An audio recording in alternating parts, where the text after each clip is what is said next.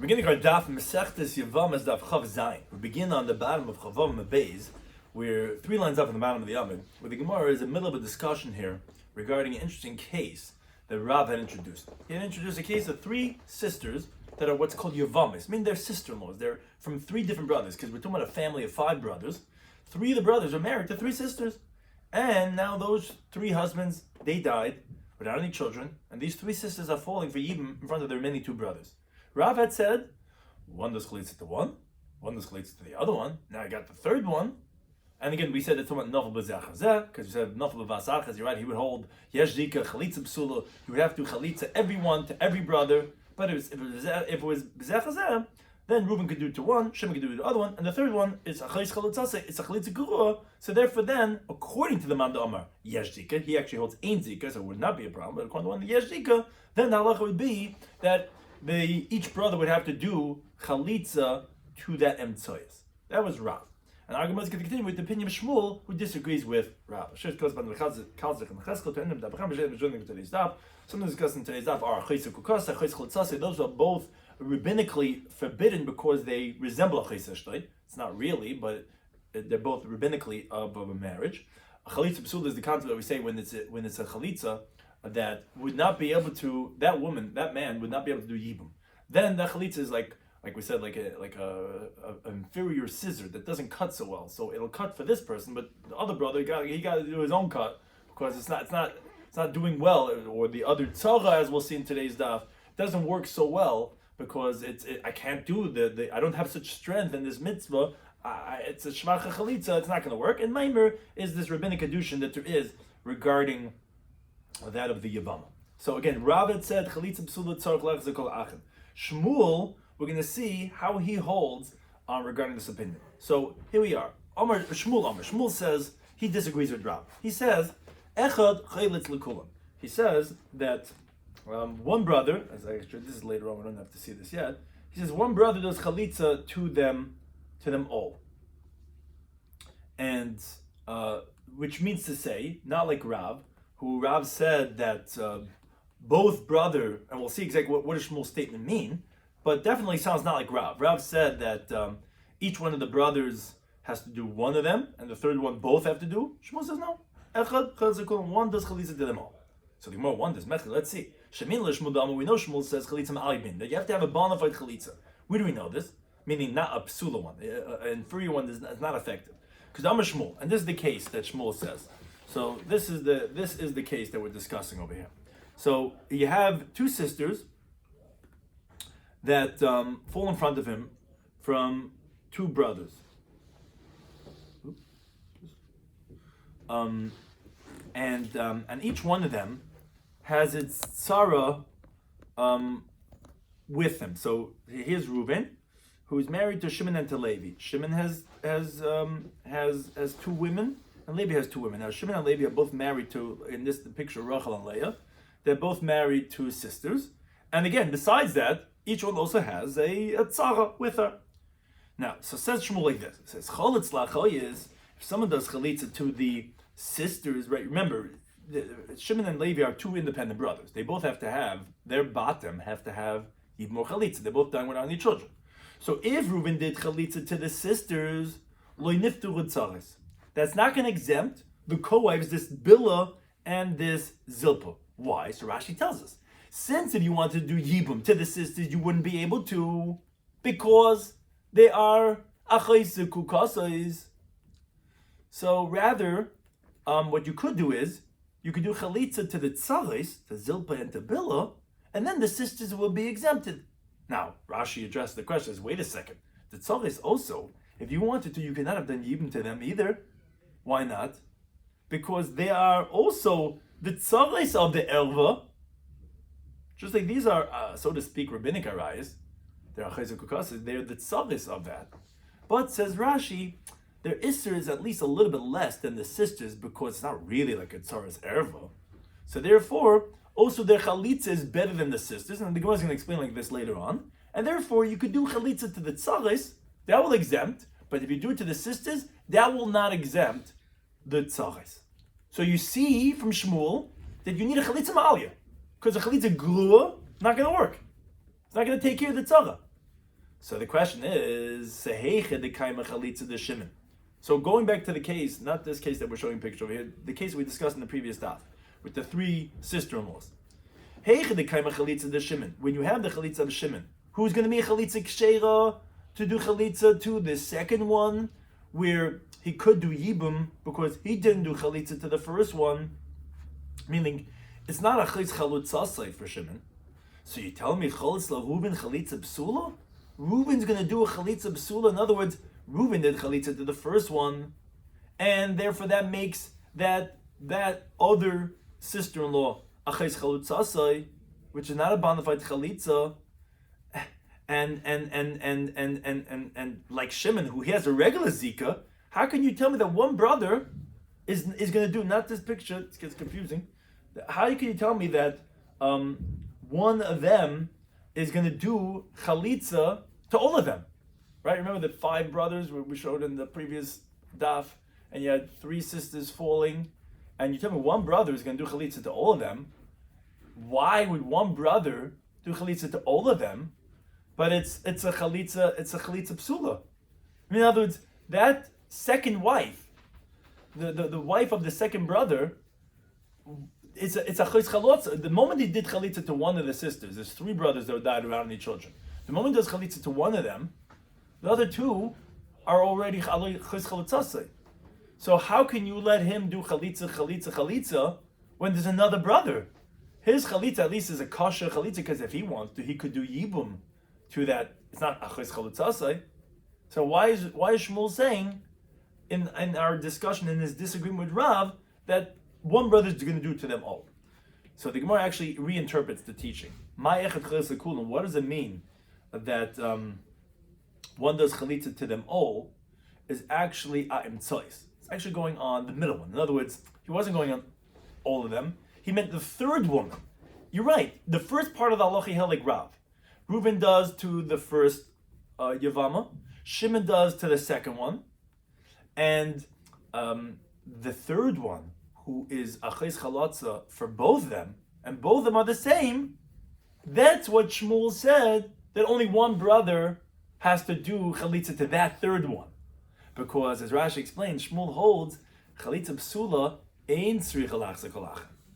You don't need to have, when both Yevamim are the same, that it's you don't have anyone that's lesser than the other brother.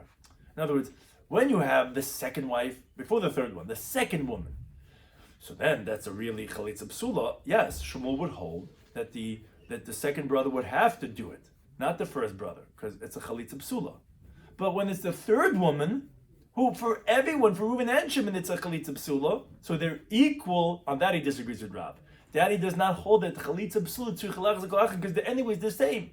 But if one was stronger than the other one, of course you would have to have the other brother do that chalitza. But the Gemara asks the technical question: how could you say this talking about the third woman? Shmuel's words what? Echad chaz lakulam. One brother does to all 3. So how you tell me that no, it's only the third one? Says the Gemara, no, kibin deruba gabe.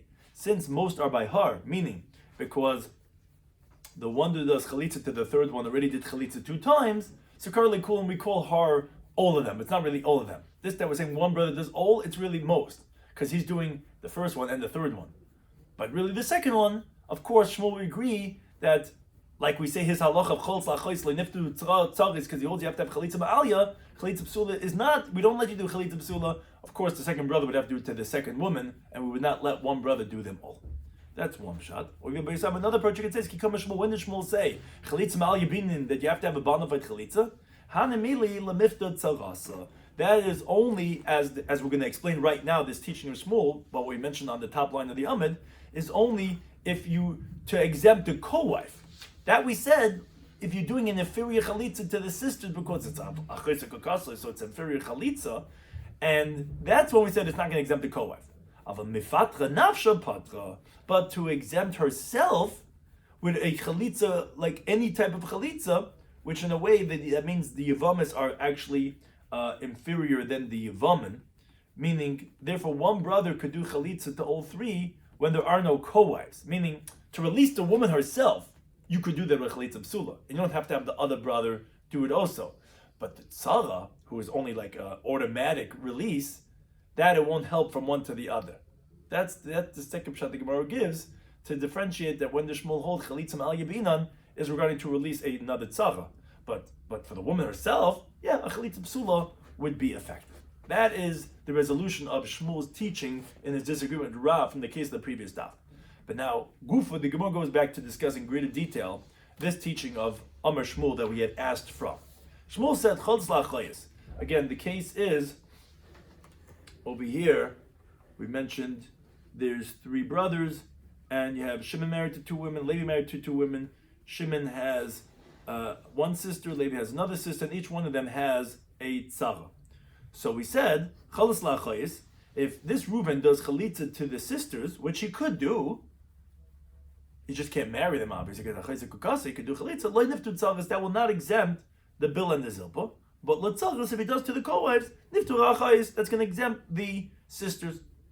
Now, similarly, another case, if let's say there's two Yevamos that are from one brother, and he gives a get to the Yavam gives a get to one of them. So then her chalitza is not so strong anymore, because rabbinically you weakened her zika by giving her a get. So although biblically is no halach of get to Yevama, but rabbinically we do consider a get as something. So therefore, says Shmuel, if chalitz labalas a get, if he does chalitza to the one that he gave a get to, in this picture is this bilha, lo niftu tzara, that's not going to release her co-wife of Rachel, because what?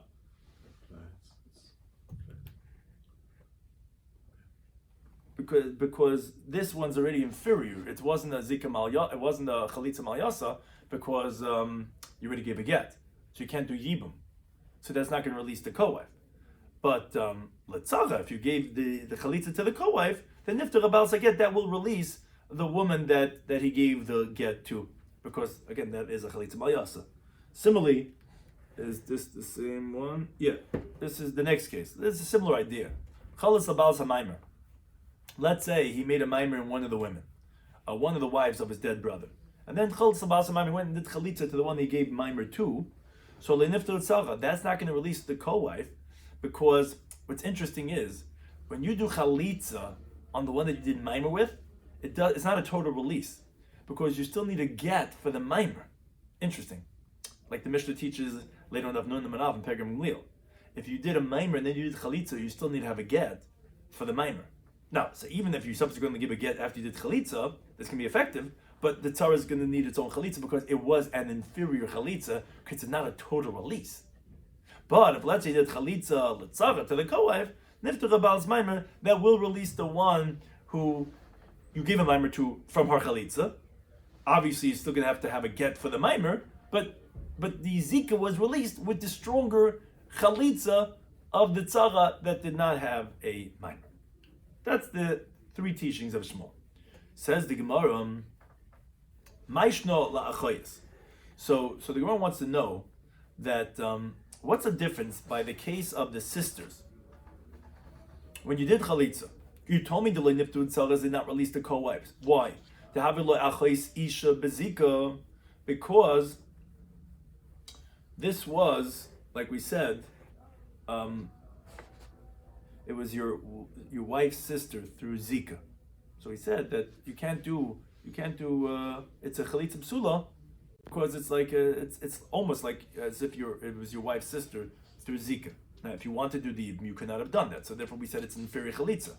Says the Gemara, wait a second. The chalas l'tzaras, if you do chalitza to the co-wives, that should not exempt that should not release the sisters, because the havelut tzavles achayis isha bezika. It's like the tzara, this tzara, the co-wife of achayis kukasai, should also be forbidden to do yibum, because essentially it's like a tzara erva. So why does that release the sisters? Says the Gemara, Shmuel held ain't zika. There's no zika, so there's no halacha connecting these two relationships, and therefore there's no problem of a tzara of these achayis kukasas. before the question that's obvious on people's heads, but first the Gemara asks a different question. Shmuel says in the second break, Yesh Zika. Says the Gemara, yeah, but here, the Divri Ain't Zika coming. Right, he himself holds Yesh Zika, but here he's talking about, according to one who holds Ain't Zika, that then the halacha would allow you to release the sisters of the two different husbands from the two brothers by doing chalitza to the tzachis. So the Gemara says, wait a second. Ihachi, if that's the case that you're answering that there's no Zika, and that's why it helps when you do chalitza to the tzachis to release the sisters, then chalitza lachayis. When you do chalitza to the sisters, that is a bona fide chalitza. Because if you wanted to, you could do yibum to this woman. Each one, when you're coming to chalitza, you could do yibum to her. So why doesn't it release the co-wives? As the Gemara explains, wait a second, my question not finished, says the Gemara. This is where it gets a little bit complicated. But I can understand the co-wife of Rachel, which she's the last one. She's the younger sister. She's the last one to do chalitza too. I understand that the co-wife of Rachel would not be released because the key in the chalitza l'Leah, once you did chalitza to Leah, the hada chalitza l'Rachel, and then you do chalitza to Rachel, the havi l'chalitza to Rachel chalitza psula. Pretty obvious. The chalitza of Rachel, the second sister, is obviously chalitza psula because the chalitza in Rachel is inferior because if you want to do yibum, you couldn't because it's a chos chalutzasei. You already did chalitza to the first sister. And rabbinically, it's like your divorced wife's sister, which is forbidden.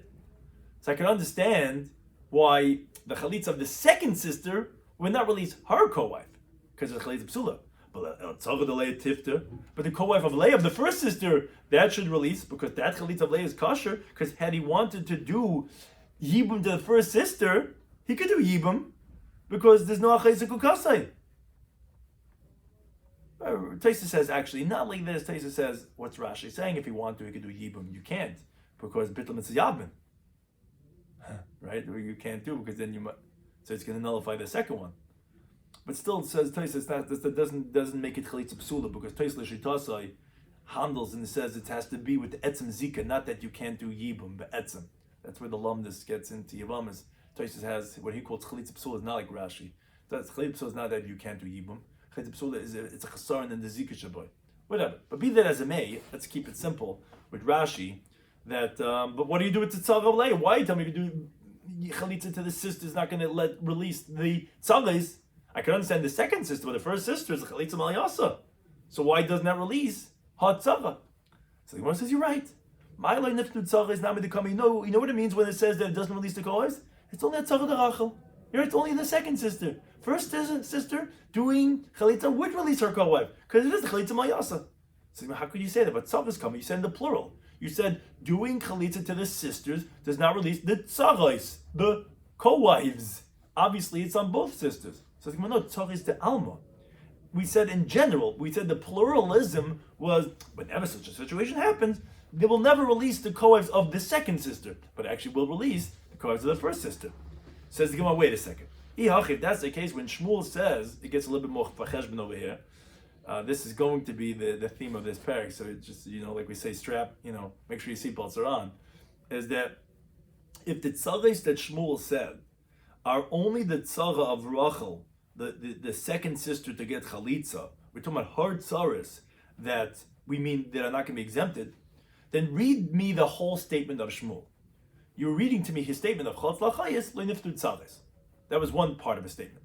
The chalitza to the sister, you tell me that means the second sister will not release her co-wives. But read the other part of the statement. The other part of the statement was chalitz l'tzarais. If you do chalitza to the co-wives, then niftu achayis, then the sisters will be exempt.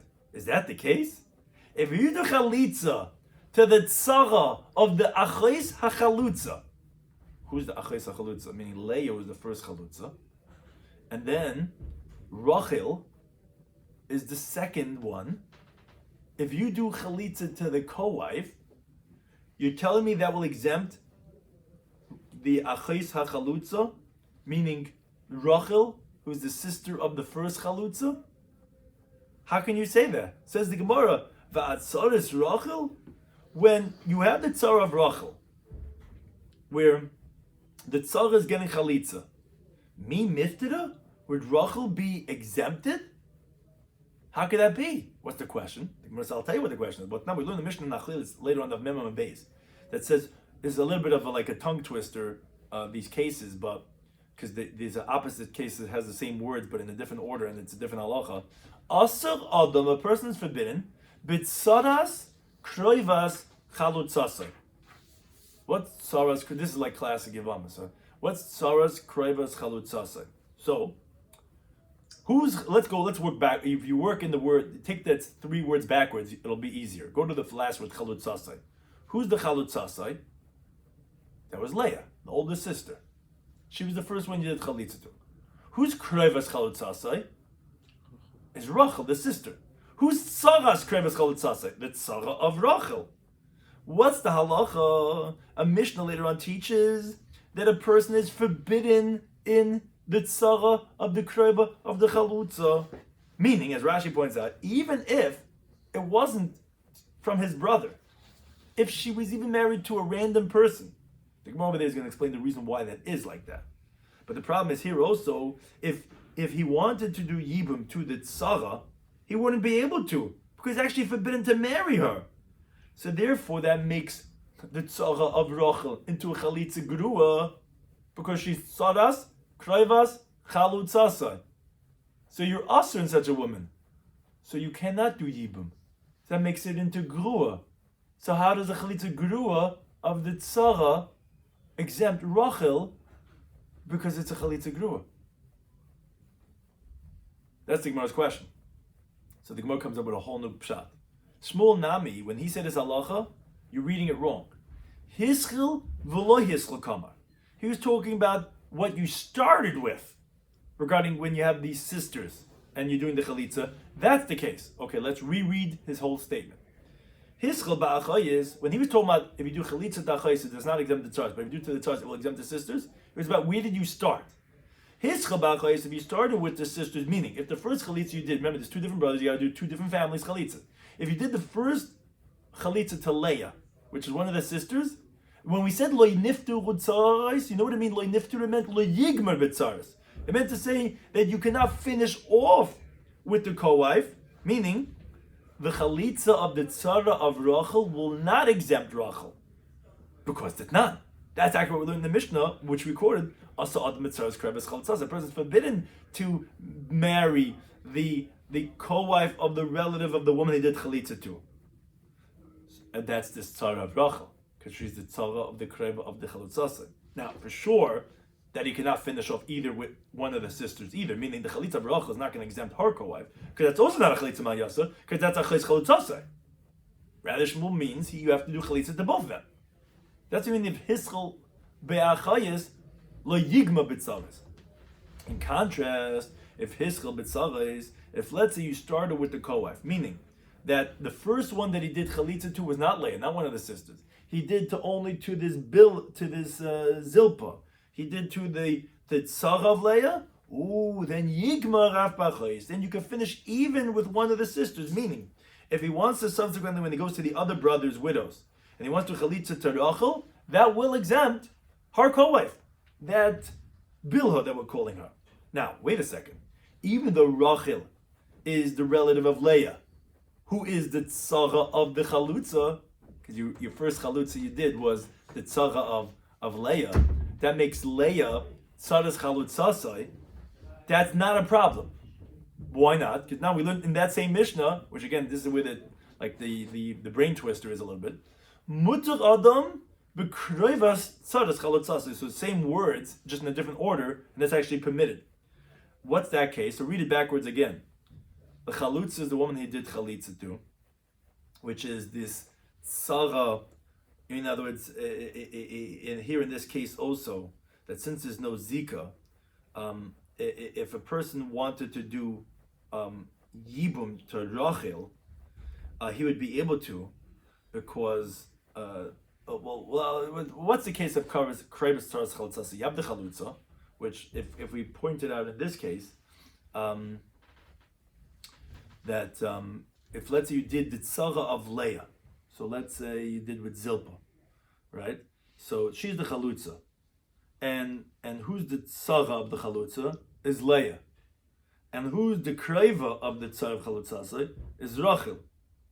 A person's allowed to marry what's called a kroivas saras chalutzasai.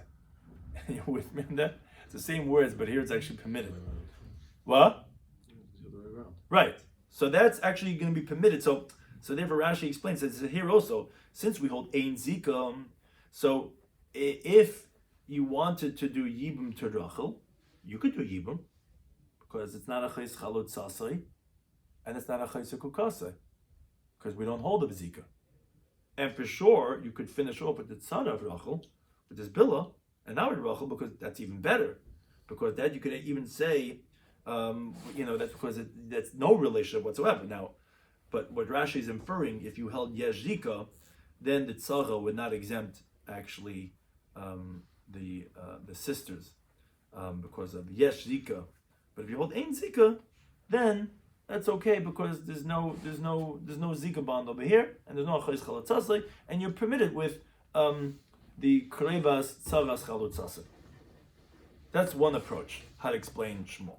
Rabbi Shloimy says another approach. Says L'olam kadik amrit. Truth is like you said, like Shmuel originally was quoted as saying that if you did chalitza to the sisters, does not release the co-wives because yesh zika, not like Rashi said before that we're going in ein zika. No, he holds yesh zika. And therefore, obviously, that's a chalitza. If you do chalitza to the sisters, that's grua. And even the tzara of Leah, the first one, will not be exempt. And if you do chalitza to the tzaris, it will release the sisters because their chalitzas are better than the sisters because there's no achayis kukasas over there. Now, the question you had was, wait a second, what do you do if you hold yesh zika? Then you have a tzara of achayis isha bezika. So why does the chalitza to the tzares work for the sisters? It's also, it's like a chizukukah themselves, because it's a tzara of the chizukukah. So Rashi, no. Because mishum deloy alima zika, the zika is not so strong, the shavi letzara kerev. Does not make the co-wife as an erev itself. In other words, although the chamu geyser, remember, a chizukukah is a rabbinic invention. Zakika, this relationship is like a rabbinic marriage. That they only made for the actual arayis themselves. They didn't make it for those tzaras, and therefore that's not a problem. That if you did chalitza to the tzaras, that would release the sisters too. And Tanya comes into Rashi. We have a brayso that says like Rabashi. The brayso says chalitz lachayis. If you did chalitza to the sisters, that does not release the tzaras. Now the inference is halit tzaras. If you did it to the co-wives, it would release the sisters. My time, what's the reason? Isn't because you hold yashika, and therefore that's why if you do to the sisters, since you hold yashika, it will not release the co-wives because it's a chalitza psula, but obviously, but that the zika is not strong enough to make the co-wives like a tzaras erva, and therefore it will exempt the sisters. Which Taisa points out that we reinterpreted previously. Why can't you say that it's also hiskal or hiskal? Says Taisa, no, because then you should have been more explicit. Obviously, it's coming to tell us like Ravashi that the only way to interpret it is to explain that they hold yesh zika, but yesh zika is not going to make it so strong to make the tzaras like a tzaras erva. But the Gemara rejects it and says no. Amar Baba Bamam says no. Hamani, I can tell you the time of the brayso is Bishamai. The time of learn the Mishnah Daf Yomi Bishamai Matin that tzaras la'achem. Bishamai holds co-wives are actually permitted to the brothers, meaning even if you have a tzara of a ches isha, Bishamai held you allowed to yim to for sure tzara of a ches kukasai, which is only rabbinic. So there's no raya for our discussion, which is in Beis Hillel, obviously. The whole halach of tzaras is only according to Beis Hillel. Therefore, would not be a raya. So Gemara says, wait a second, why do you even say you have to do chalitza to the tzaras? Yevamos Daf is yam. Wait a minute, forget about that you could do chalitza to the tzaras that will release the sisters. You could do yibum. Because there's no problem with tzara b'chayz kukah, because there's no problem even tzara b'chayz isha. What, stop?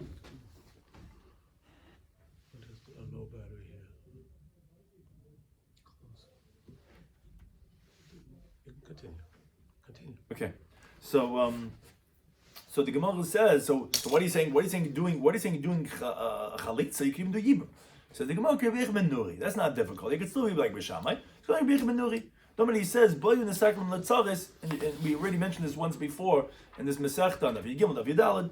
Rabbi Yochanan wanted to say, let's make a compromise between Bisham and Basil because it's problematic. Each one has some element of problem. Let's be Mesach L'Tzaris for the co-wife Sheichol Tzvim Misyabas that they should do Chalitza, not do Yibum. So therefore, even in Bishamai, it would make sense to do Chalitza, not Yibum.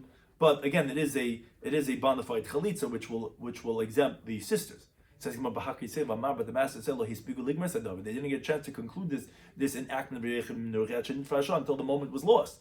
So he says subsequently they went ahead and they were masakin it, and there's no riot or Avashi from, and Places points out why we're saying such a dechi teretz, because it's not logical to say this teretz that the Gemara previously said that Zika is not strong enough to make it like a tzaras erba. Either you're making it like rabbinic erba, and then the tzara is a tzaras erba, or not. So the Gemara wants to say that you're right, that there's no raya, and you could say it's like Mishamai, and Mishamai according to Rech Menuche, which you're going to do chalitza, but according to Beisil, not a raya. It could be you're right that the tzaras would not exempt that of the sisters, because it is a tzaras achayis ukakasi. So why should it work for the sisters?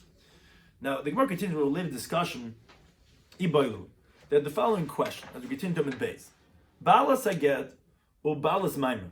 So let's say, interesting question. Let's say a person had a brother who died, and he had two wives, and this brother did a maimer to one of them, and did give a get to another one of them. So he's not do yibum anymore because he already has what's called lo yivne. Once you start divorcing, you can't do yibum anymore because the pasuk says in the future tense lo yivne. So once you start not building, you can't build anymore. Now the question is izm and kedemis. Which one is considered the more appropriate to do chalitza to release her co-wife? What's the question? The Gemara explains.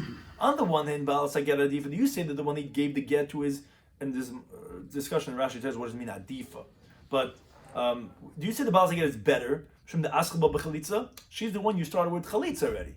You started already the divorce process, you gave her a get. Now, although biblically that's not effective, but she's the one you started releasing, continue and give her the chalitza. I didn't know, Baal is Maimar Adifa. Maybe giving chalitza to the one you give Maimer is better, because Mishum de Kribbel Bia. Maimer was the step of Kedushin rabbinically to getting to Bia. Now, if you recall, the stronger chalitza is the one that you could do Yibum with. So maybe the one that you did Maimer, it made that a stronger connection to make that a good, bigger cut. So that's the question, which one is the one that we should do chalitza to? So Rav Ashi says, Tashma, let's bring a raya from a brisa that is brought later on in the fifth parak on Daf Yomi and Aleph, that Ramliel says a halacha of what's called in get achar get. Ramliel says that if, let's say, there's two co-wives, two widows, and you give a get to one, you can't give a get to another one. It's not going to be effective. But the brisa quotes Umayd Ramliel. Ramliel agrees that sheyesh get achar maimer, but there is a get after a maimer. What does that mean? So, for example, let's say there's two widows from one brother, and he made a maimer on one, which is rabbinic kedushin, and then he went and gave a get to the other one. That get is effective to invalidate the first one that he gave a maimer to, that he's not going to do yibum to her anymore because of leyivna, and also to make him forbidden in the relatives of the second one like the first one.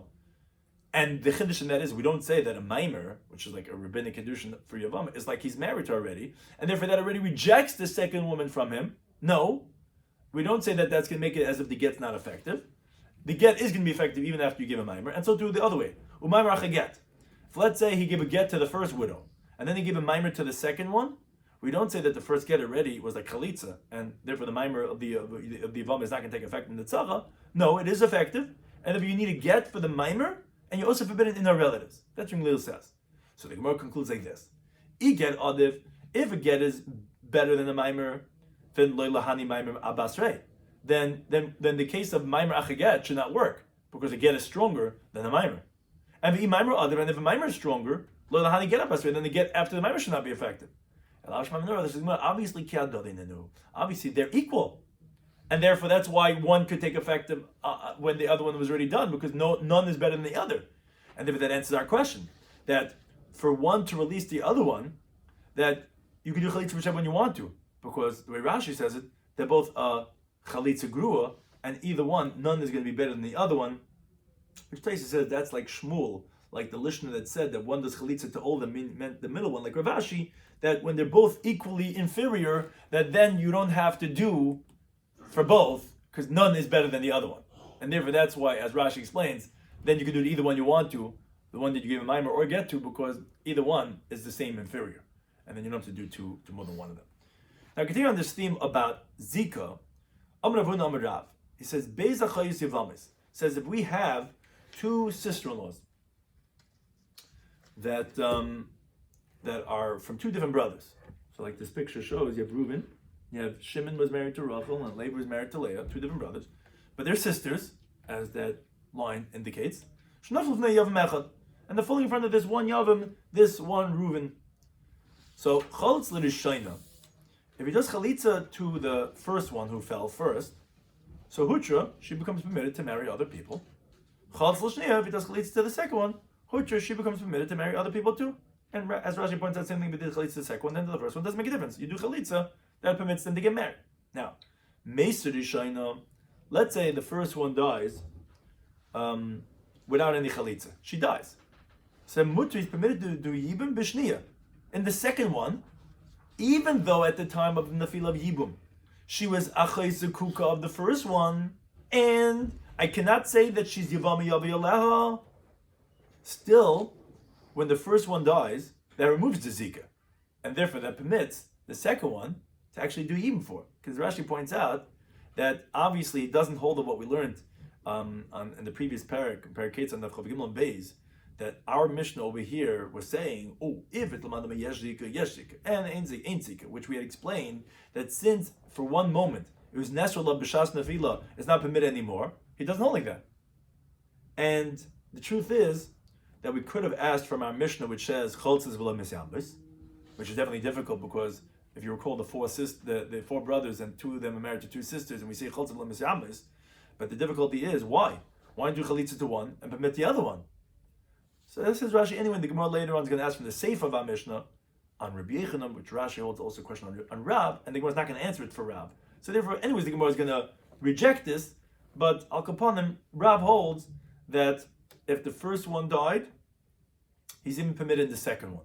You don't have to say, if Mesa Shniya, that if the second one died, meaning that you didn't do Chalitz to her, that you can be permitted in the first one, which was anyways fit to do Yibum B'Shas Nafila. It's just that she subsequently became forbidden when the other brother died, and then you had her sister also as a Zekuka, because that's what's called Mishum Dahab Yevama Shehutru B'Nesra. That's what's called a Yevama that was permitted and became forbidden when she was permitted originally.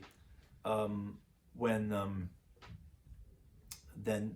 she was fit for Yibum as in the Fila, she only became forbidden afterwards when her sister's husband died. Then she goes back to her heter when the second one subsequently dies.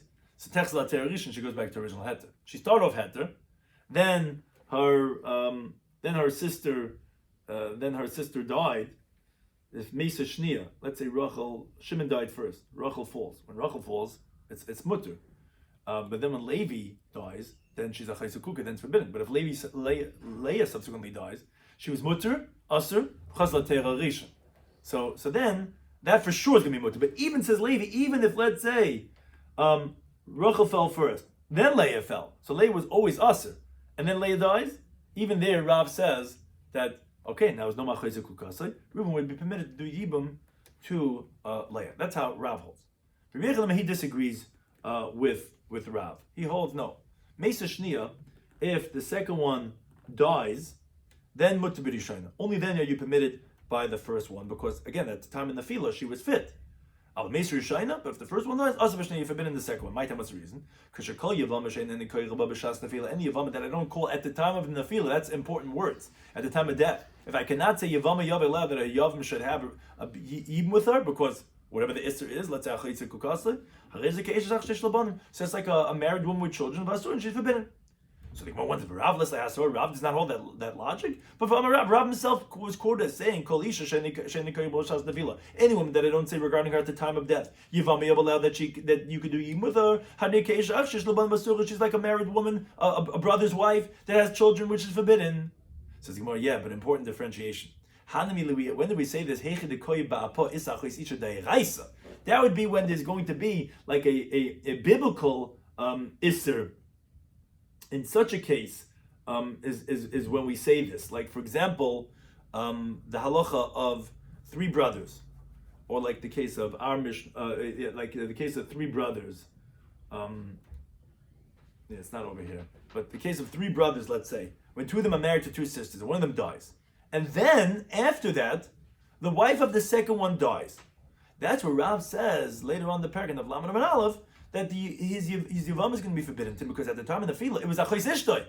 It was his own wife that was forbidden to him. I do believe we have it somewhere here, actually.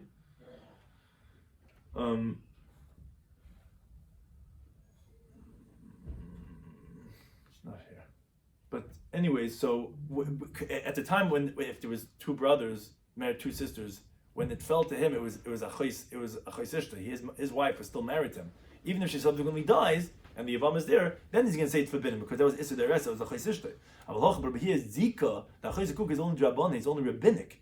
And since she died, it's going to be permitted because it is Yevami. It was Yevami of Alel biblically, B'shas Nefila. It was only rabbinically problem. Since it's only rabbinic, when that other woman died and it's not a Achos Kuk anymore, it's going to be permitted. It only says a problem by Achos Ishtoi, which they rise, and then you say, I didn't call it Yevami of Alel, you can't be subsequently permitted. One last part to the Gemara. The Gemara ends up with a question. Which is definitely a question on Rab, but even on Rabbi Yechanan, because again, Rabbi Yechanan, if you recall, only allows Hutra, Benestra, B'chazor, Hutra, L'Hatera, Rishon. He asks from the halacha of our Mishnah. Our Mishnah says, Abba Achen, if there's four brothers.